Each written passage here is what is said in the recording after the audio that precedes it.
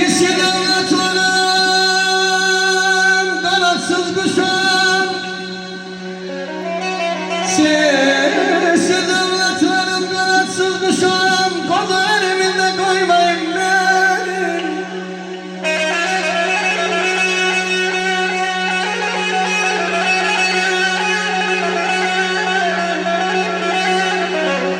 Mescid zaman tek koymamışam. Kodu eliminde koymayın beni, beni.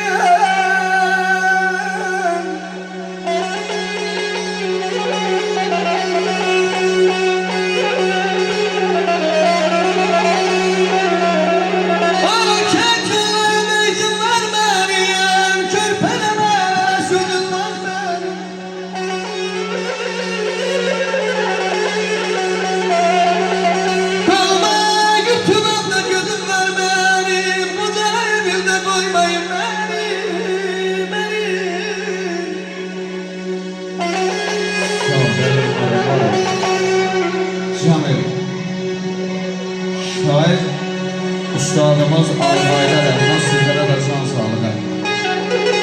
Üstad yazır ki qocalmazdım dərdim qəmin əlindən, göz yaşımı silə-silə qocaldım. Çərxi fələk elə qalxdı başıma, damla-damla gilə-gilə qocaldım. Tarixlərə yazılmayan bir adır, deyənlərəm ya qəmcinik, yaşadık. Şöləlikdən əsarətdə yaşadık, bu dövrana gülə-gülə qocaldım. Babaların qəhrəsində vəfa yox, nənələrin qəhrəsində vəfa yox, bu dünyanın cəhrəsində vəfa yox, arxac-arxac pirəflə qocaldım. Arxac-arxac pirəflə qocaldım, buyur bənim. Sağlıqlı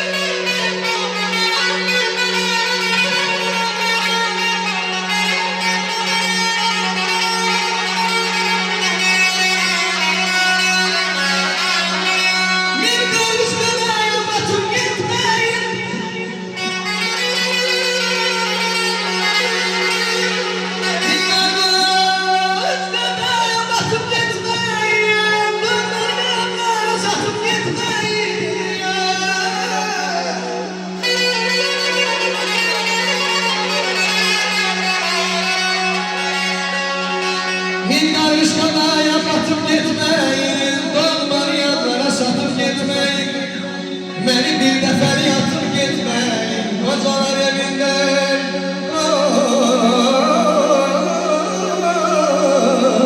Ay beni. Neyse sanadan düştü, niye düştü, neden düştü? Beynim mi gururdan düştü, ağarma, saçım ağarma.